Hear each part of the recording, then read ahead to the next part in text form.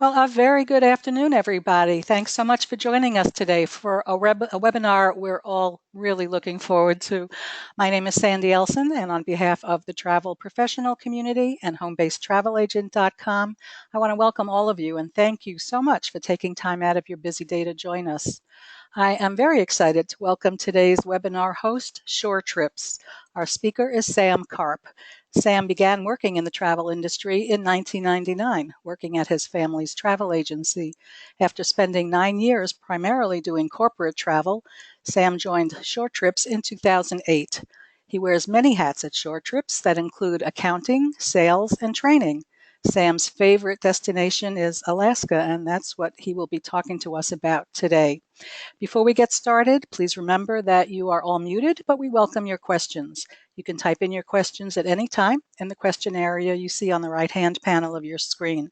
At the end of Sam's presentation, we'll get to as many questions as we can. So let's get started with this very exciting presentation. Welcome, Sam. Thank you, Sandy, and thanks everybody for listening in and listening to me talk about, like Sandy said, my favorite destination, which is Alaska.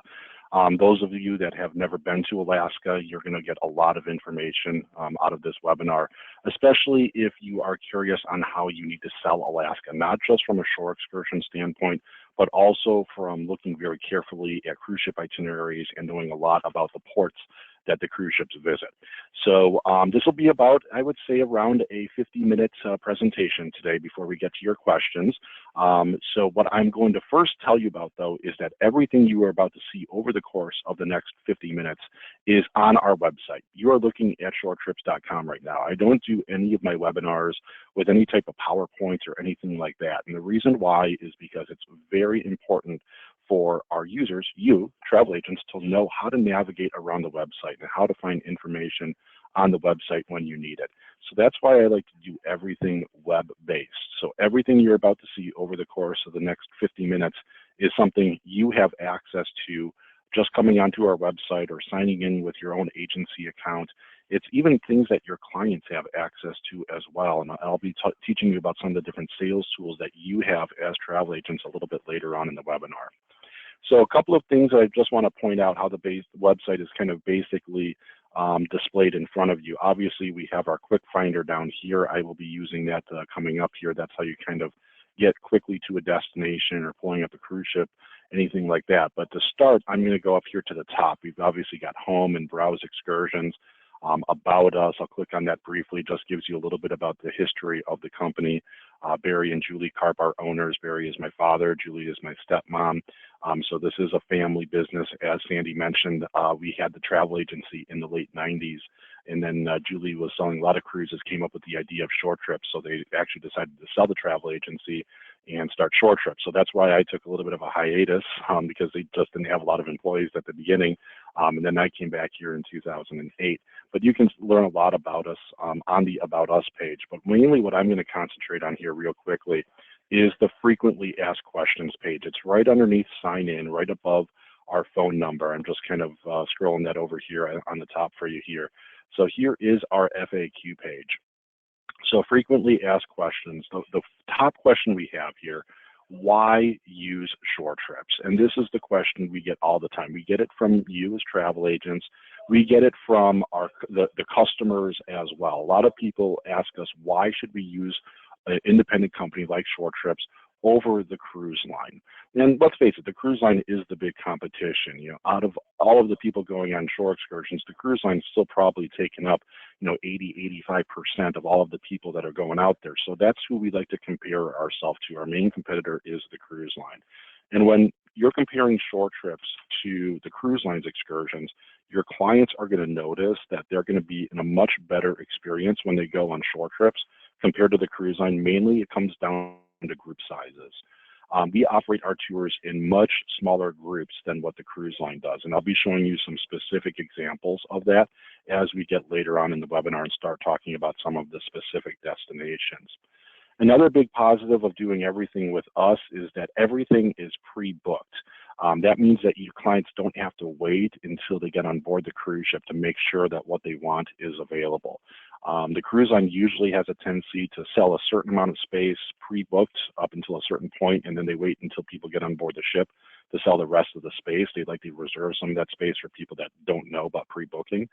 With us, everything is pre-booked. Once people have gotten on the board the ship, it's almost too late to book with us. In fact, most of the time it is too late with us. We have to have everything done well beforehand.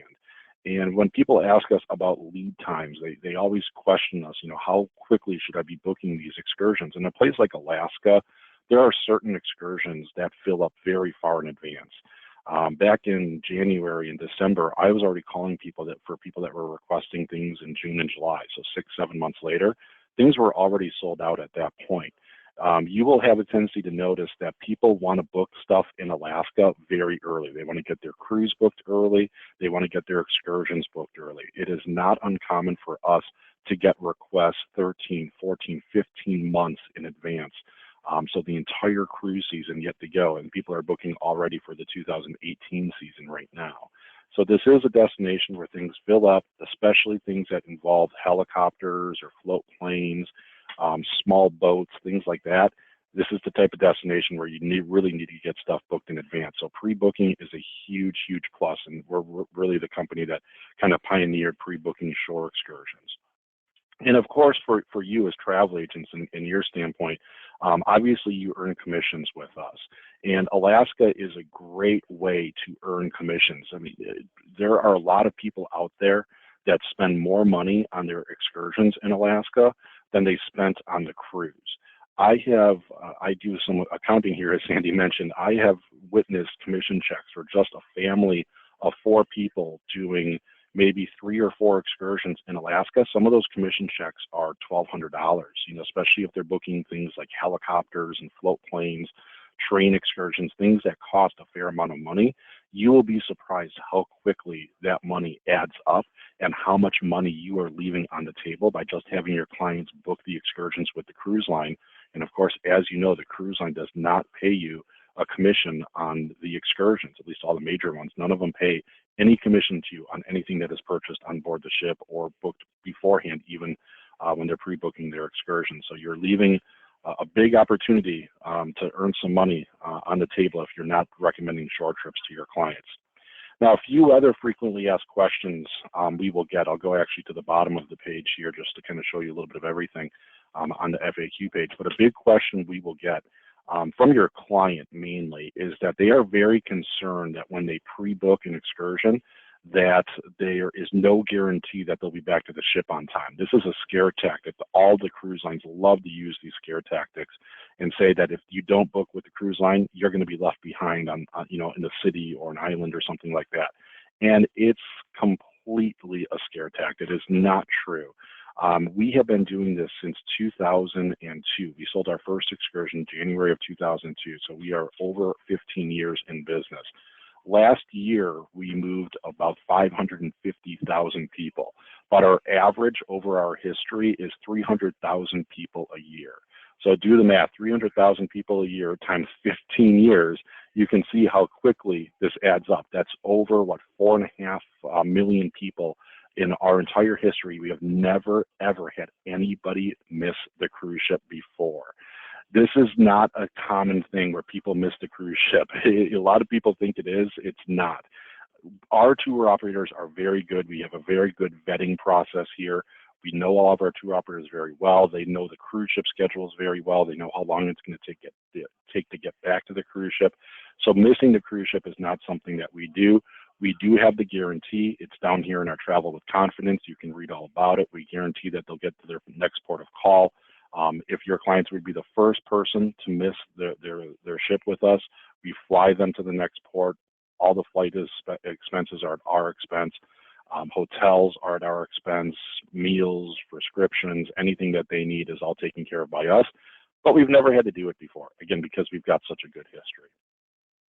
Few other questions that we'll get a lot, especially pertaining to Alaska, is what happens if a ShoreTrips excursion is canceled because of bad weather or because of the cruise ship not making port. On the case of bad weather, and that does happen a lot up in Alaska, we do have that kind of paragraph highlighted here in our second paragraph. If our tour has to be canceled because of weather, the clients will get a full refund for that excursion cost back onto their credit card. It's usually on their card by the time that they get home from their vacation. They don't even need to call us. They get the email notification, or we send it to you if you booked it, and tell you that it was canceled because of weather. Same thing happens if the cruise ship skips the port of call. That's very rare that that happens up in Alaska. A majority of the cruise ship itineraries out there only go to 3 or maybe 4 ports in Alaska. So in the event that they miss a port of call, they usually have some very upset clients. But in the event that were to happen, we do give full refunds in that circumstance as well. We have that highlighted here in our first paragraph. The other thing I will mention briefly is our cancellation policy, because Alaska is a place where people book months and months and months in advance.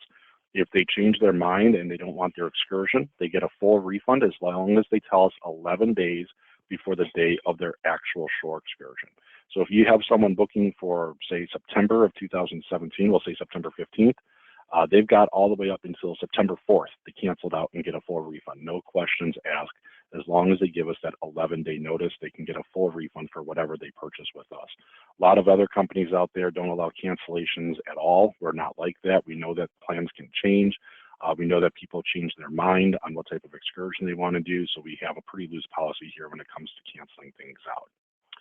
All right, so that's just a little bit of information about the company. Obviously, that FAQ page, there's a wealth of information on there. I don't have time to go through everything, but if you ever have a quick question or what you consider, a dumb question, we all know there's no such thing as a dumb question, but always click on that FAQ up there on the top of the page, and that should give you some answers. And if not, you can always contact us. I'll be showing that information later. But what I'm going to do now is I'm going to focus on Alaska itself and showing you a couple of different itineraries. Now, if you are new to Alaska, maybe you haven't sold a lot of Alaska, or you're a new agent in general, and you're curious about Alaska, Alaska is a very different destination when it comes to cruising. It's almost 99% of the tourism in Alaska is cruise ship based. So you have to understand that selling the right cruise is very crucial. Not all itineraries are created equally. It's not like a typical Western Caribbean, or even a Mediterranean cruise where they kind of all do the same ports. It's just on different days or different orders or whatever it is. In Alaska, you will see some very distinct differences, even in very similar cruise lines and dates and things like that. So what I'm going to do is I'm actually going to show you a couple examples of both a bad itinerary in Alaska and a good itinerary in Alaska. So I'm going to use our Quick Finder. This is a system for you to pull up a ship itinerary. So the first thing that we're going to ask is the name of the cruise line. It's in alphabetical order. So I'm going to go ahead and click on Royal Caribbean. The next thing it'll do is load a listing of all of the ships. So I'm going to go ahead and select the Explorer of the Seas. And the next thing it's going to ask for is a departure date. I'll just choose one here in early June. I'll say the June 9th departure date.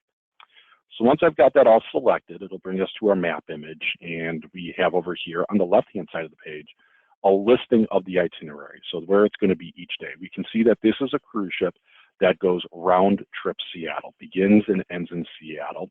It's a 7-night cruise. So there's one positive about this itinerary, is that it's round trip Seattle.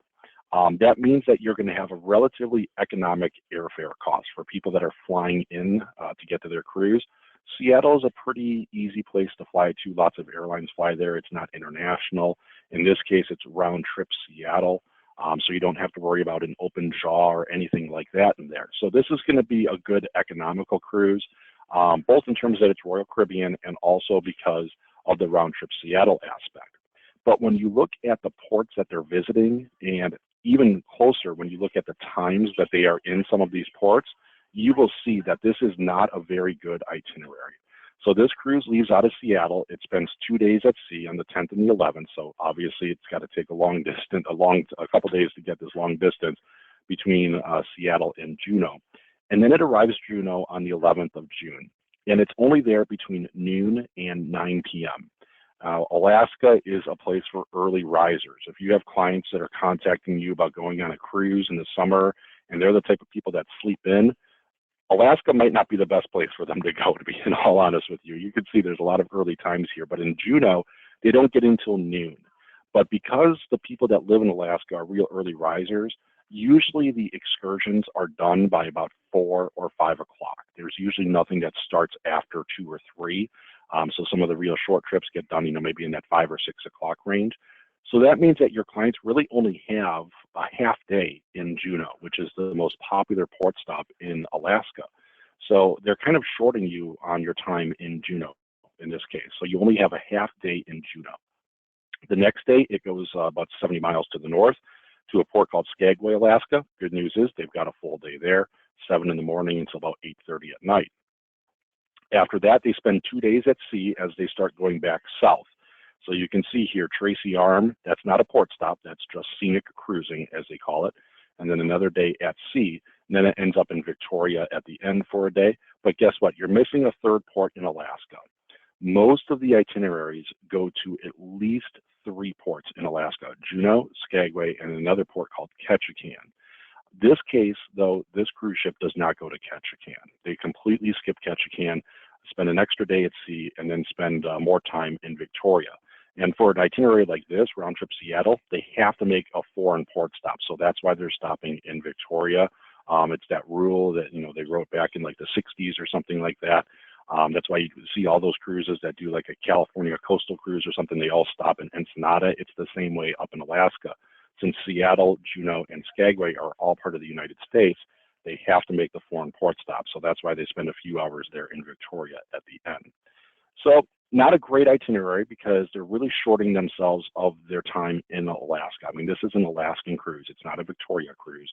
They really only have a day and a half in a port in Alaska, the full day in Skagway, and then the half day in Juneau.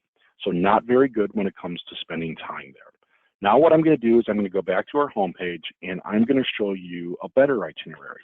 And before you say, Sam, you're going to completely jump to a high-end cruise line here, to like a Regent or a Celebrity or a Princess, I'm actually going to do you a favor. I'm going to keep it on Royal Caribbean. I'm just going to select a different ship. So I still got Royal Caribbean selected. Now I'm going to go ahead and select the Radiance. So in this case, same cruise line, same class of ship, I guess you can call that, the Explorer to the Radiance. And I'm even going to keep it on the same day. I'm going to select the June 9th day on the Radiance. So it brings up the map image here, and you'll see that this is a very, very different itinerary. The one negative of this itinerary is where it begins and ends. This is what they call a southbound cruise. This cruise departs out of Seward, Alaska, and then it ends in Vancouver. So the negative of this type of itinerary is going to be the airfare. Airfare is probably going to be a couple $100 more per person than what it would have been for doing round trip Seattle. But most of the time, cruises like this that are northbounds or southbounds usually give you a little bit of a discount on the cruise rate because they know the airfare is going to be more expensive. So it usually all equals out or comes close to equaling out in the end. Obviously, it depends on where they're flying from and your advance purchase and cabins and things like that. But in the grand scheme of things, the northbounds and southbounds are usually a little bit cheaper than the round trip Seattles. But in this case, another big positive is that you look at the itinerary. This is a great itinerary, pretty much a perfect itinerary for going to Alaska. So unlike the Explorer, which only visited 2 ports in Alaska, this visits Juneau, Skagway, Icy Strait, and Ketchikan. It visits 4 different ports in Alaska itself. And it's got great times as well. It's got a full day in Juneau, 9 in the morning until 9 at night. Skagway, another full day, 7 until 8:30. Icy Strait is a little bit shorter of a day, 6:30 in the morning until about 3 in the afternoon, but it's a smaller port to begin with, so that's not as big of a negative. And then even in Ketchikan is a full day, 9 in the morning until 6 o'clock at night. Perfect itinerary for Alaska. The Radiance is my go-to whenever I'd like to teach people about Alaska. This is the one that I would say is probably the best itinerary. I know that Celebrity, I think, has one out there as well. I think it's the Millennium this year. Changes up every year, but they've got great itineraries as well. So this is the one I'm going to use to kind of teach you about Alaska. So we're going to go through these. I'll just go through 3 of the ports, the 3 major ports, the big 3, Juneau, Skagway, and Ketchikan. I'm going to start things off with Juneau. So once I click on Juneau, on that page, it takes us to a listing of all of the different excursions that we have to offer in Juneau.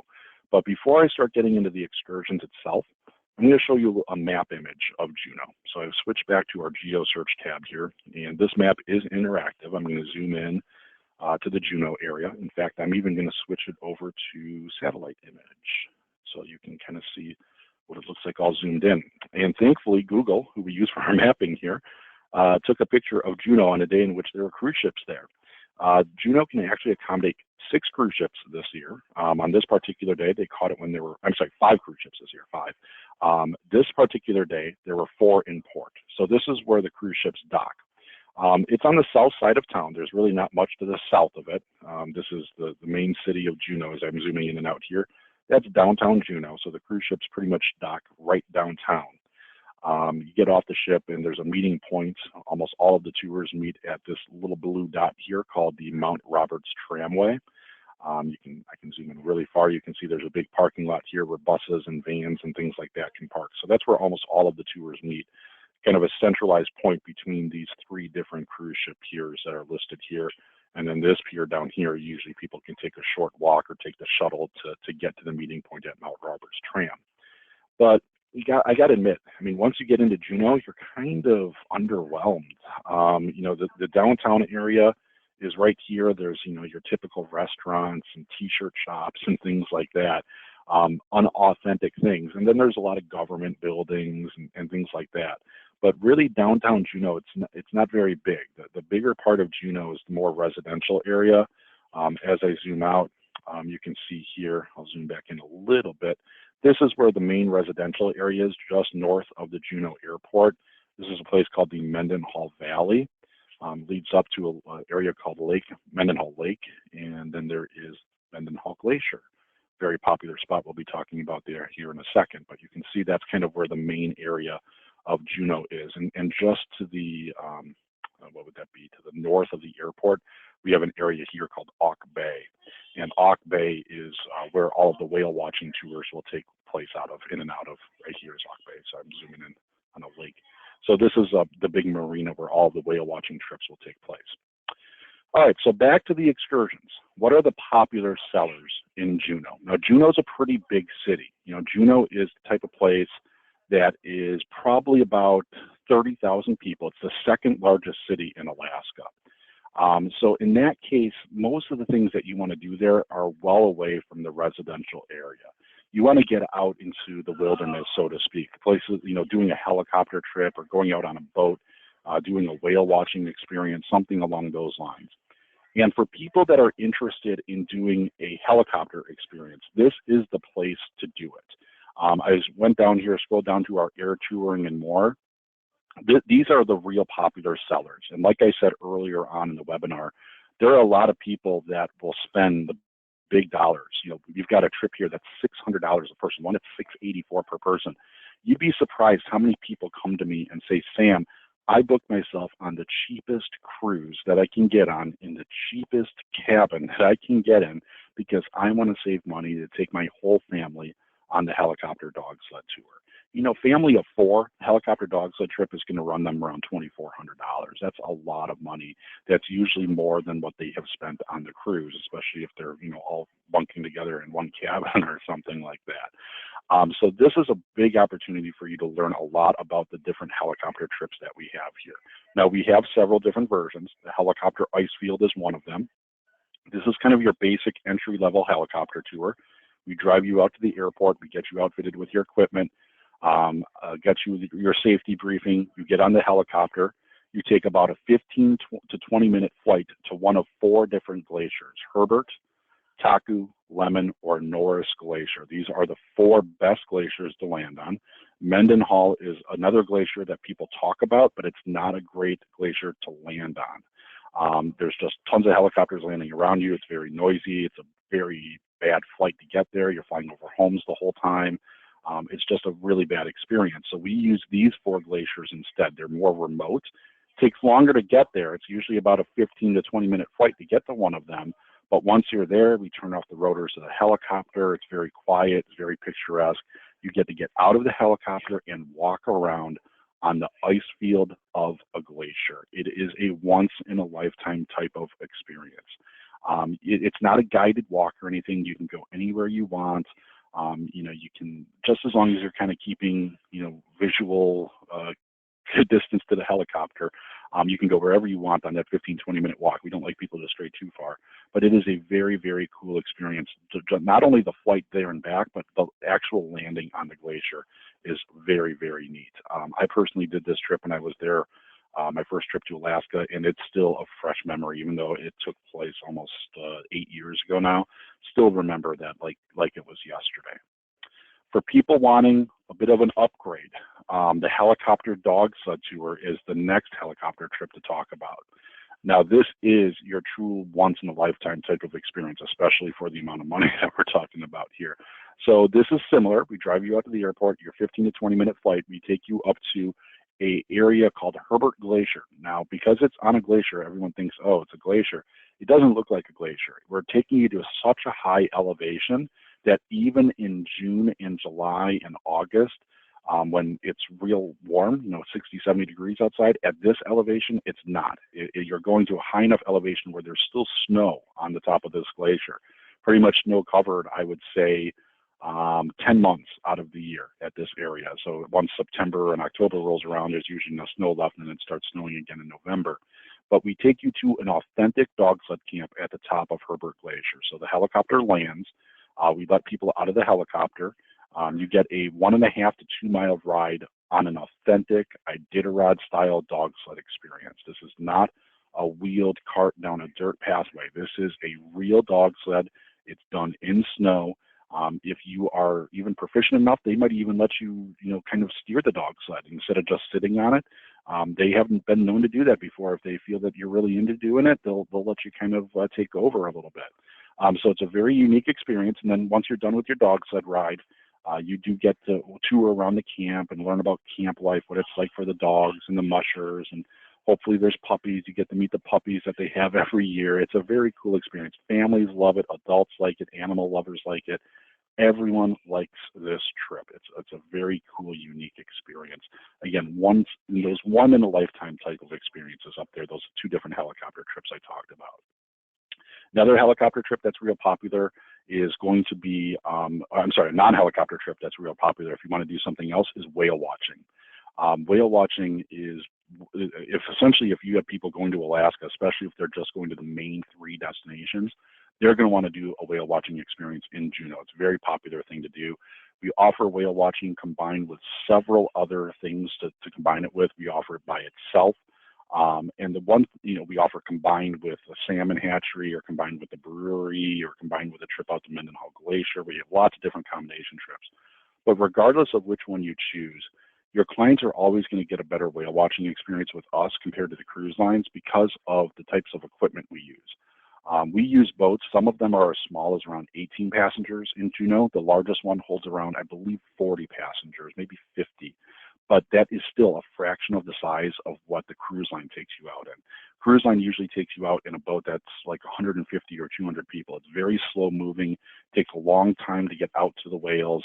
Once it's there, it's really hard for them to move the boat around. It's so big, to get it moving to another area where the whales are more active. It takes forever to get those big boats there. Our boats are smaller. They're what they call jet boats. They're very low slung to the water. They're very fast moving. I'm not going to say that it's a speedboat or anything like that, but it's a very lightweight, fast moving vessel. So you usually get out to the whales about 15 minutes faster than the one that the cruise line will get out there. It's slow moving, like I said.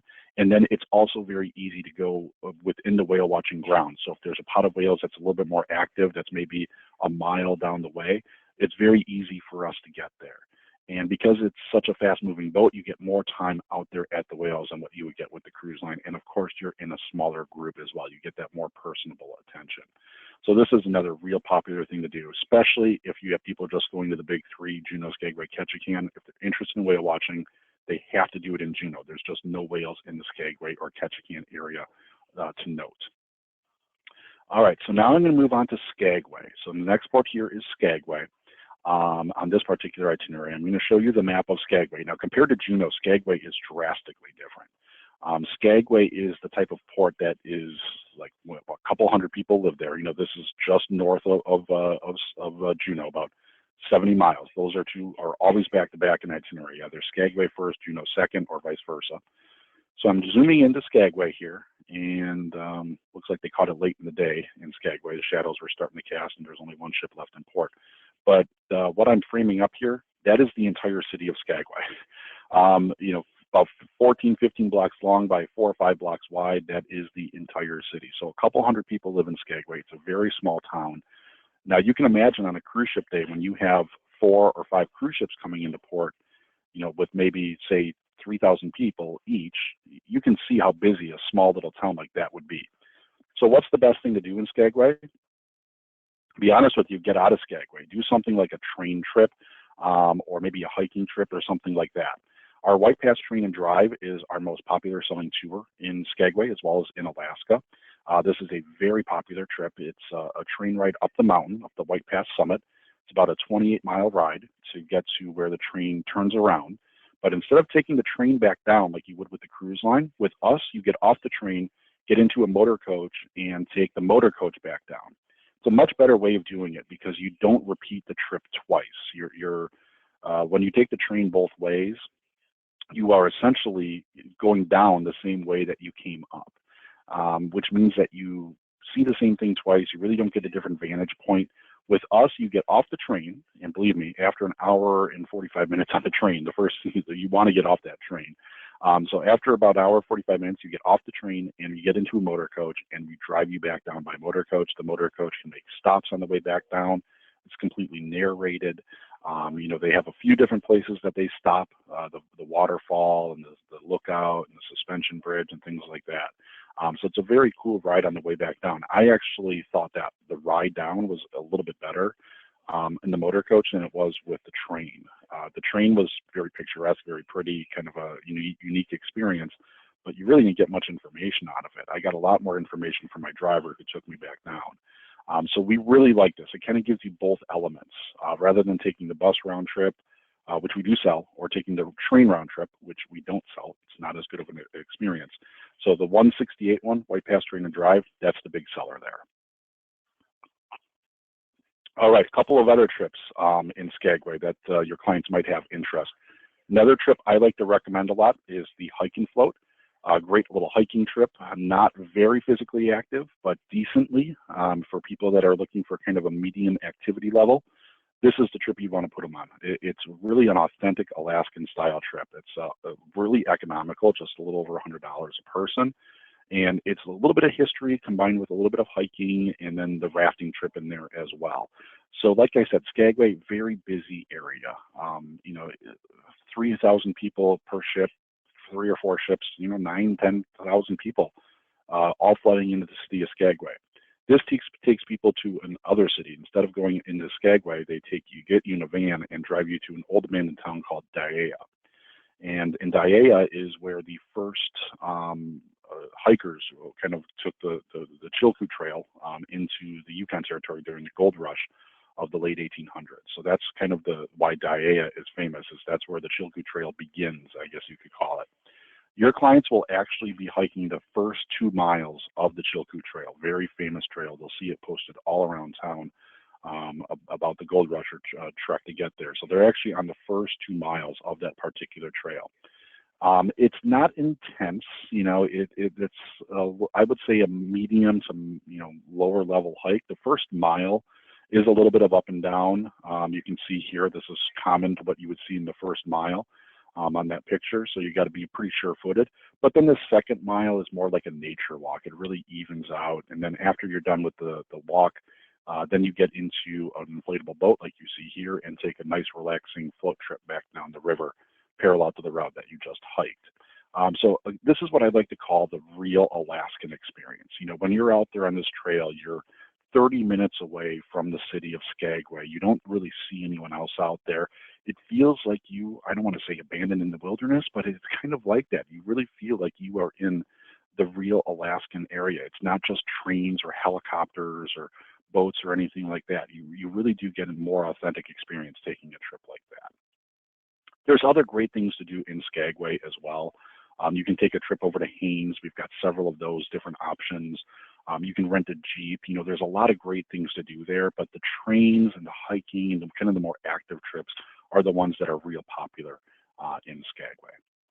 All right, so now I'm going to take us to our last port of call. I'm going to skip over Icy Strait, and I'm just going to go to Ketchikan, spend a few minutes talking about Ketchikan before I get into some of the different sales tools that you have access to. But now I'm going to Ketchikan. I'm going to show you the map image of Ketchikan.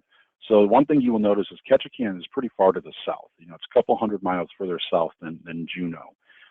It's right almost on the border of Canada, actually. So this is the panhandle of Alaska, the way bottom of the panhandle, and right here is the border to Canada. So Ketchikan is one of the most furthest south cities in Alaska for Ketchikan. It is a decently sized city by Alaskan standards, I guess. Ketchikan has probably about, I want to say 8,000 people that live there. I believe it's the fifth largest city in Alaska. So that just goes to show you how small some of these places are up in Alaska. But this is the entire city of Ketchikan. I've zoomed in pretty, a little bit of a wider angle. I'm going to zoom into the actual cruise ship area here. So they can accommodate 4 cruise ships at a time, but there are often days in which there's 6 cruise ships a day in Ketchikan. So how does that work? Well, usually one ship is there from like, say, 7 in the morning until 1 in the afternoon, and then it leaves. And another ship comes in and takes its place from like 2 p.m. to 8 p.m. or something like that. So Ketchikan is typically a pretty short port stop. In this case of the Radiance, it's a longer one. They're there all day. They'll probably see a bunch of other ships coming and going while the Radiance is in port. So the Radiance, again, has a great itinerary. But Ketchikan's a pretty unique city in that there's not a lot of snow in Ketchikan. It doesn't snow a lot there like it does in Juneau and Skagway. It's more of a maritime climate, very similar to, Seattle or someplace in the New England area where they don't get a ton of snow, but they do get a lot of rain in Ketchikan. It's always a very rainy day, it seems, in Ketchikan. Kind of part of life there. They even have a little thing there called the rain gauge, which is essentially a rain meter. It collects the precipitation over the course of the year. And I mean, you're talking like, 15 feet or something ridiculous like that. It gets really rainy there, but it's a very nice, unique destination. There's a lot of native Alaskan history in Ketchikan. So if you have people that are interested in history, this is a great place for them to do something like a totem excursion. We have a few different totem trips that we offer, ranging in different prices and depending on which totem park they wanted to visit. So we've got a few of those there as well. But the thing that makes Ketchikan a little bit more famous is going to be its fishing excursions. If you have people that love fishing, they're going to want to go out and do some type of a fishing experience in Ketchikan. It's the salmon fishing capital of the world. Lots of salmon in the Ketchikan area. And there's also other things there like the crab boat fisherman tour, so the crab boat tour. This is the Discovery Channel, for those that have seen it, show called The Deadliest Catch. This particular boat was on, I believe, the first season of The Deadliest Catch. It's called the Aleutian Ballad. For those of you that are big fans of the show, you would remember that name. But they converted the boat from doing commercial crabbing to being a tourism vessel. And now it's anchored in Ketchikan. It's there pretty much, all throughout the tourist season. And they take tourists out now instead of going out and doing commercial crabbing. It's a unique experience. Kids love it. They've got the crew on board the boat, and they put the crab pots down. They catch a whole bunch of stuff from underneath the water and bring it back up. Not just crab, but there could be other things as well. They put it into these little clear holding tanks. That's what you see right here. And they put it into a holding tank, and that way all the kids can come rushing up there and, look at it up close. And the adults, the kids at heart can do it as well. It's about, I would say, 2.5 hours out on the water, but it's completely heated. It's a very smooth ride. It's not like it's a rough ride or anything like that. It's a great trip for people of all ages. This is a trip that I sell a lot to the family reunions that are going to Alaska. If you've got grandkids and, their parents and then the grandparents, and they all want to do one trip together, the Sea Crab Fisherman Tour is one that will appeal to all age levels. So that's one that we sell a lot of. It sells out very far in advance, just like helicopters and trains. That's something you need to book months and months in advance. The other real popular thing to do in Ketchikan is going to be doing a plane trip out to an area called Misty Fjords. Misty Fjords is a very picturesque area just to the south of Ketchikan, right on the border of Canada for the most part. The best way to access it, it's not the only way, but the best way for cruise ship people to access it because of timing is to take a float plane out there. You can take helicopters as well, but float planes are a far better experience. So you can see here the type of plane that we use. We have a couple of different types of trips that we offer out there. I just clicked on one to show you some of the different views that they get. But it's about a 40-minute flight to get out to Ketchikan to Misty Fjords. So 40-minute flight out there. Then once you're there, you get to fly around Misty Fjords. Here's another couple good pictures. Look at that, how beautiful that is. You get to fly around the Misty Fjords area, lots of waterfalls and the lakes and the cliffs and things like that. It's like a scene out of Avatar, if you've ever seen that movie, when they go up into the mountains or whatever you want to call it. That's what it feels like in Ketchikan at Misty Fjords. And the great thing is all of our trips, regardless of which one you choose, as long as it's a float plane tour, they make a landing, a stopover in Misty Fjords. So they actually land on one of the fjords. In the lucky case, people can get out of the plane and walk around on the floats of the plane, or even walk onto a pier if they're really lucky, or onto a beach. If they're lucky, if the plane can land in those types of locations. But you do get to make a landing and get out and take pictures. So that's another big positive of that. This, again, is one of those big once-in-a-lifetime type of experiences. I did both the helicopter trip and Misty Fjords on my first trip to Alaska. I actually thought Misty Fjords was a better value for my dollar, simply because you're in the air for a little bit longer period of time. But the landing experience was not as grand as it was on the helicopter in Juneau, but they are drastically different trips. That's what I'm getting at. For people that say, you know what, I don't need to do a Misty Fjords trip because I'm doing a helicopter trip. They are completely different, totally different views, totally different types of aircraft or equipment that are used. So I highly recommend those trips. And again, great way for you to earn some extra money on those, because they are in that $300 per person range. All right, so that's the big three. That's Juneau, that's Skagway, that's Ketchikan for you. Obviously, there are other ports in Alaska. You can see a listing of all of them if you use this Find Your Destination. If I go down here and click on a port, or actually, you know what, I'll do it this way. I'll do it by region. Click on Alaska. You can see that we have tours in all sorts of places. Icy Strait, another popular port that's gaining its popularity, big popular port for Royal Caribbean and celebrity guests. We have tours up in Anchorage and the Denali area for people that are doing pre and post. We have stuff in Vancouver and Seattle, Victoria for people that are beginning their cruises in and out of that area as well. So you can see it's not just the big three that we cover. We cover almost every single major city that has to do with an Alaska itinerary, both in Alaska as well as in the British Columbia area for the cruise ships that are stopping there as well. But what I'm going to do now is I'm going to kind of shift my focus off of Alaska, and now going to show you some of the sales tools that you have to kind of go in and sell these excursions. Now, a lot of you are probably familiar with some of these products, but some of you might not be. Now, in the event that you do not have an account set up with us, you can go up here and click on New Account. Right next to Sign In, we give you the option of Traveler or Travel Agent. You would click on Travel Agent and you would fill out all of this information. So very quick, little 1-minute process. We set you up with your account, or we get enough information from you so that we can create an account for you. But for the sake of saving time, I'm going to say that you have an account, and I'm going to sign in. I'm actually going to sign in with our ShoreTrips training account here. So I clicked on Sign In, just entering my username and my password. And as soon as the page refreshes, it should sign me in. It's just taking its sweet time. There we go. All right, so I'm going to go up here to My Stuff. You can see that we've kind of shifted the pages around. The Quick Finder is still here. One thing before I get into it, the My Stuff, we do have some other webinars that are out there. Whenever you log in with your account, I'm kind of doing Alaska for you right now. You're going to see a lot of repeated information if you do that one. But if you ever want to learn stuff about the Med, or kind of real basic information on how to navigate around the website or deal with groups, you can go over here and click on these webinars on demand. The top 4 are all about an hour in duration. The customer referral list one is real short, but I'll show you how to use the referral list here real quick. So My Stuff is what you're going to see at the top of the page. We've got this drop-down list of all of these different items. I'm going to go ahead and click on My Customers. So this is a way for you to essentially register any clients that you have that will be going on a vacation and you think they would be using ShoreTrips.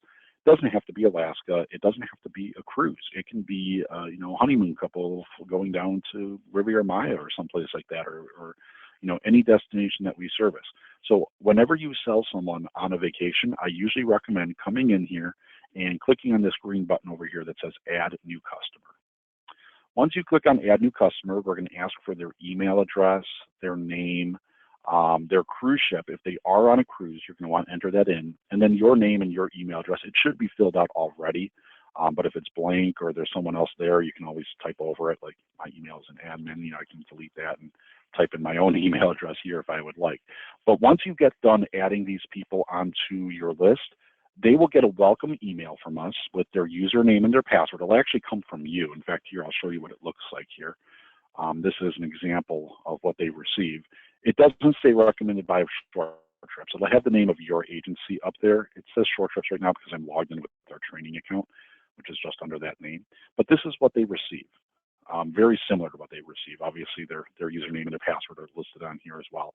But it gives them a little bit of information about our company, our phone number, our website, our social media links are all listed there. So that's what the clients are going to receive. Now, if they make a booking with us, because you have their email address registered onto your database, you are automatically going to earn the commission credit on any bookings that they make. So for those of you that want to be kind of hands-off in this whole situation and just recommend ShoreTrips to the client and let the client make their bookings with us directly, this is the system you want to use. It's a great little system. It takes, 30 seconds to add someone onto this list, and it's a great way of generating extra revenue for you. And it's really minimalistic. You just go on here, add it on 30 seconds out of your time. If your clients book, you get the full commission credit. You'll get an email saying that they've booked, and you just kind of kick your feet up and wait for the commission to come in. Really cool little system that we have here. Now, for those of you that like to be a little bit more involved, we do have another system called the Trip Planner system. Again, under My Stuff, you can click on My Trip Planners.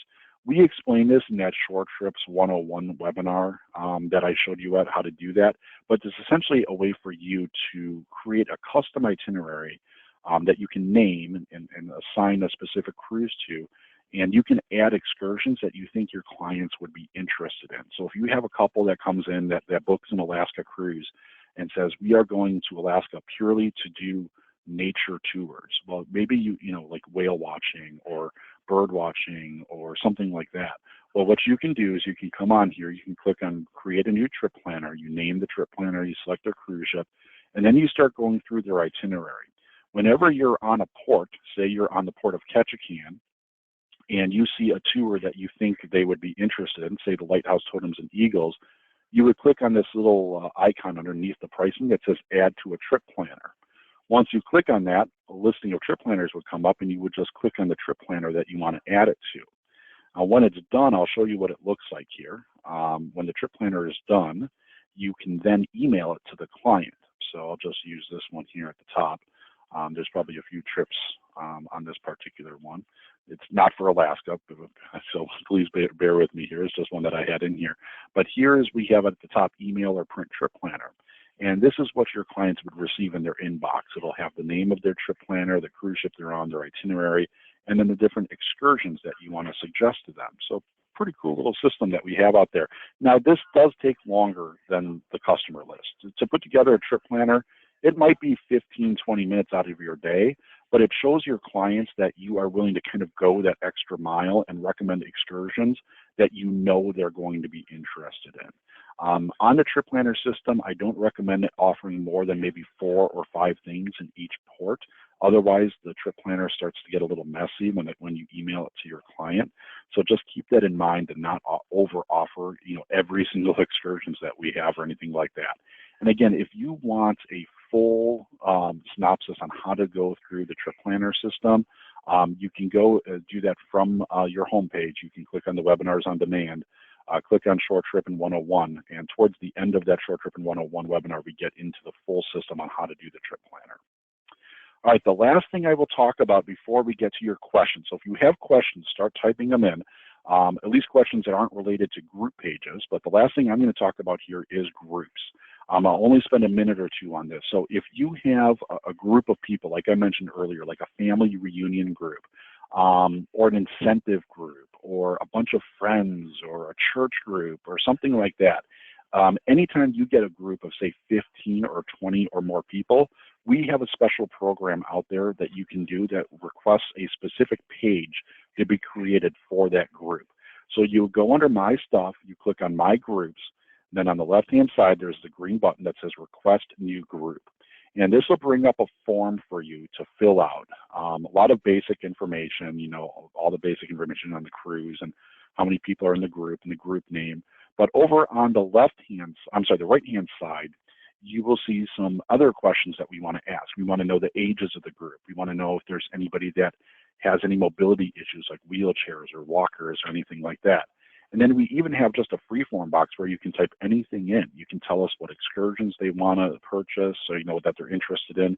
You can tell us any special events that are occurring, like birthdays or anniversaries or anything like that. So anything that you want to tell us, you can put in that last box.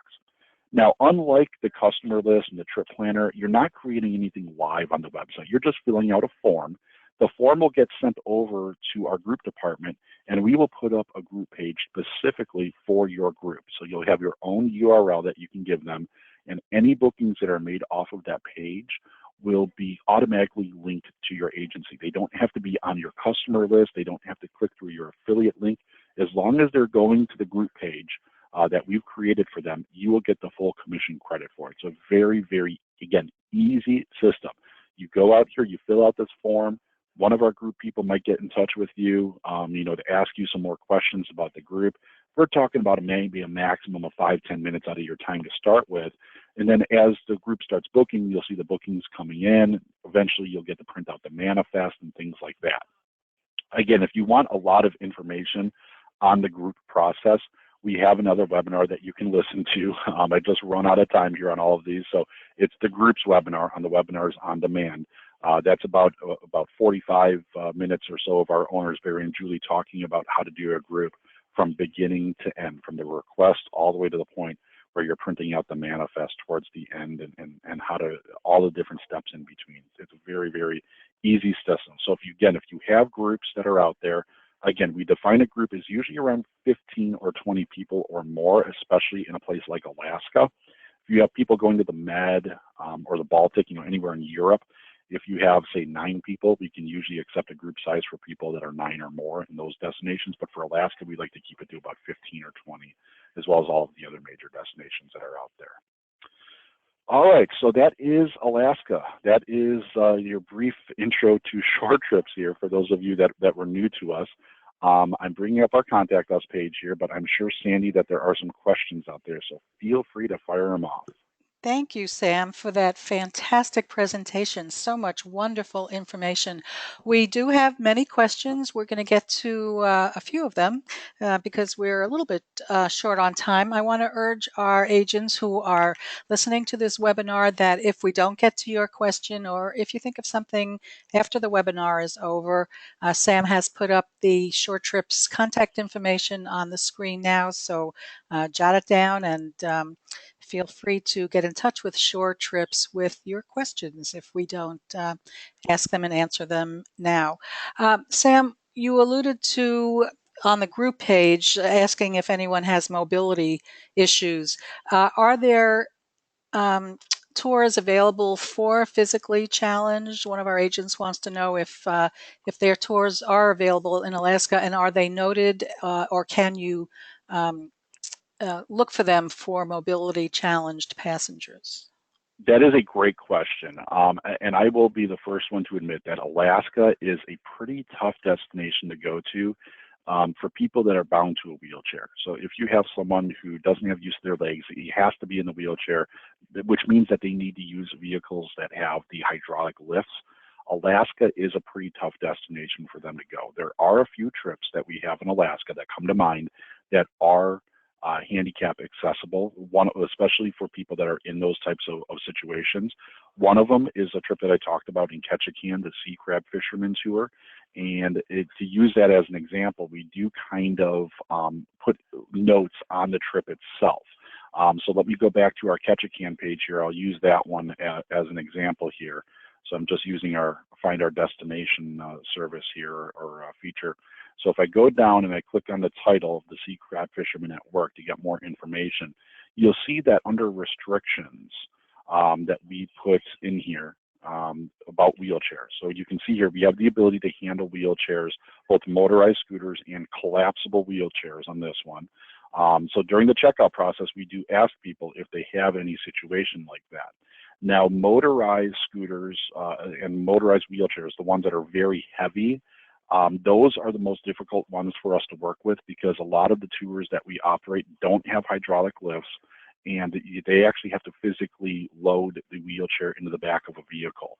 So if you do have someone that does use a wheelchair, we always encourage them to use a manual folding wheelchair if they can. And if they have the ability to have a little bit of use of their legs, then that makes it a lot easier to get on excursions with us. But for anybody who's completely bound to the wheelchair, it's going to be pretty sparse on the trips that we can offer in Alaska. This Sea Crab Fisherman Network is one of them. There's a couple of others. I think we have maybe, a whale watching trip in Juneau, or maybe a helicopter trip as well, for people that understand that they have to leave the wheelchair behind once they get in the helicopter. But it's pretty rare to get that in Alaska. Okay, great. Thank you. We have time for one or two quick questions. Does ShoreTrips do excursions for pre or post cruises, like up to Denali? We do, yes, for sure.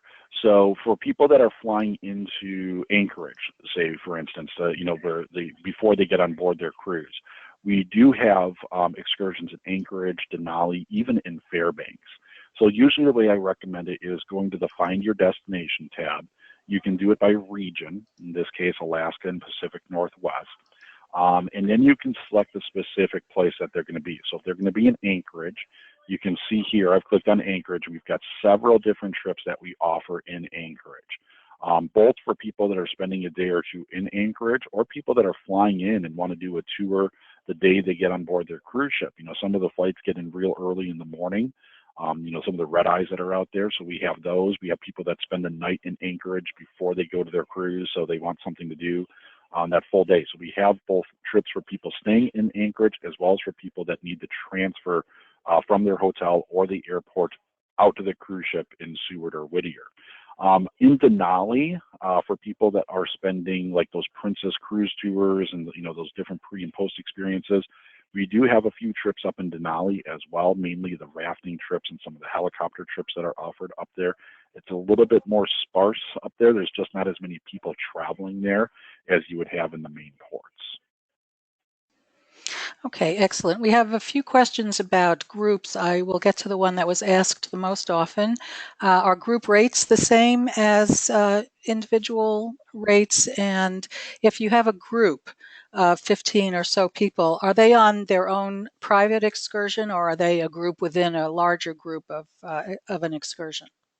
In Alaska, the group rates are generally the same as the FIT rates, simply because we are usually dealing with sold out tours to begin with. I hate to say it that way, but Alaska is the type of place where the popular things, the trains, the whale watching, the helicopters, they all sell out. So it's very difficult for us to get discounts on tours up in Alaska. Usually, instead of offering a discount, what we can usually do is if you have enough people going on a specific tour, so you get 25 people all going on the White Pass Train and Drive, in a situation like that, we can usually ask for a complimentary space. So if you are, as an agent, are accompanying the group, or you have a group leader, we can usually offer a complimentary space. In terms of getting a private tour in Alaska, it's not the type of destination where it's easily done unless it's a small group tour to begin with. For instance, a helicopter trip. Helicopters hold 6 people. So as long as you're booking 6 people, they'll have a private trip. But in the case of like the White Pass Train and Drive, the train car holds 50 or 60 people. So if you have 15 or 20 people that want their own private train car, they're going to be paying a lot of money to get that to happen. The old rule of thumb is if clients have deep enough pockets, we can make anything happen. If there's something you don't see on our website, we can make it happen as long as the clients know that it's going to be a private experience, and it's going to be pretty expensive because we're going to have to kind of create out of thin air and make it private just for them.